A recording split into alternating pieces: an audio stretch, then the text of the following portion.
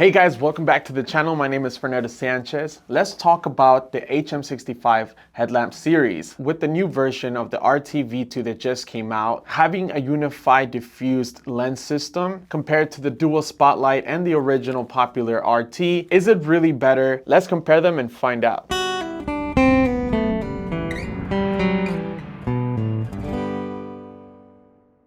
Looking at the LED of all three, over here we have the RT, in the middle the DT, and on the left the new version, the RT V2. And although all three have a lot of similarities, there are a couple differences. So all three have the luminous SST40 white LED. The RT has the Cree XP G2S3 neutral white LED for the spotlight. The DT has the SST20 warm white LED, and the new version, the V2, has the Osram GW Pusta 1PM warm white LED. When comparing the original RT to the DT has a dual spotlight with a warm white LED rather than two neutral white LEDs. As you can see right here on the RT, the spot lens gives you more of a Fresnel lens that disperses the light a little bit more evenly, and the DT has more of a polished spotlight, so you can see harsher ring around it to be able to have more of a spotlight effect on the warm white LED. And on the V2, you have a unilens that gives it more of a double diffusion on both LEDs, so you can have the light distributed evenly in the middle, as I will show you right now, as opposed to these lens right here. And the SST40 white LED has more of an orange peel and a deeper reflector that gives it an even distributed light, making it floody. But because it's on the right side, you'll see that it's more towards the right. Now the RT is going to give you a candela intensity of 7,261, the DT 7,167, and the V2 7,353 candela intensity, meaning it has a little bit more throw than all three, with 186 yards beam distance compared to these two right here of 185 yards. And although all three have the SST40 white LED, for some reason the new V2 has more of a cooler look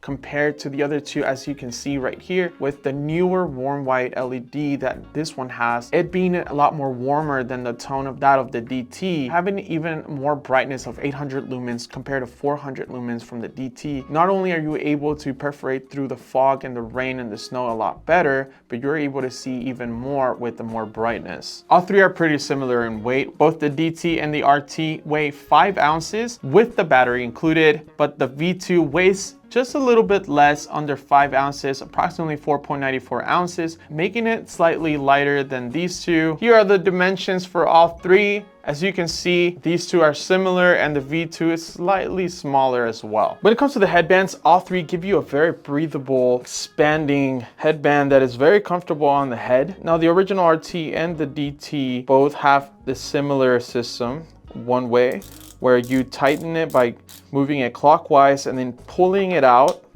and expanding it to be able to make it larger. It's the same with the DT version. Now what I really like about the V2 is that it's a two-way sport fit system, meaning that you rotate it clockwise to tighten and you rotate it counterclockwise to loosen. And some people in the comments on the previous video were mentioning that you prefer the other way, but to be honest, until you try it, you'll realize it locks in a lot better, and it's a lot easier and smoother to be able to lock it in place. Despite that awesome feature, it could very much be just a tad bit of an issue when carrying around. I know someone said that they'd rather have this one as it's a little bit thinner and doesn't bother you too much when carrying on your pocket, but it's not that much big of a difference. It's a little bit thicker. Now let's talk about the USB-C rechargeable port on the back. Both the DT and the original RT give you the same look, rubber boot in the back, but to me, in my opinion, the newer version rubber boot in the back is a lot more stable,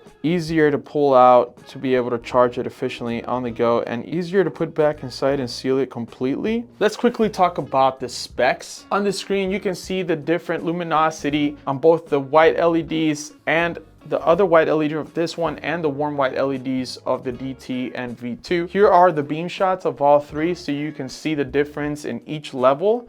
And on the screen, you can see what level and what lumens and runtime they have. As you can see, the V2 is going to have more of a centralized, unified look that distributes it evenly through the middle, so you can see clearly and evenly on both eyes. And it's gonna have a much brighter warm light with 800 lumens compared to 400 lumens only on the DT. And it's also a warmer tone on the V2. What's new on that one is an SOS feature that uses the warm white light for 5 lumens for a runtime of 600 hours. Not only that, but you also get this beautiful whistle on the back of the headband right here that you can use and blow really loudly to be able to signal for help.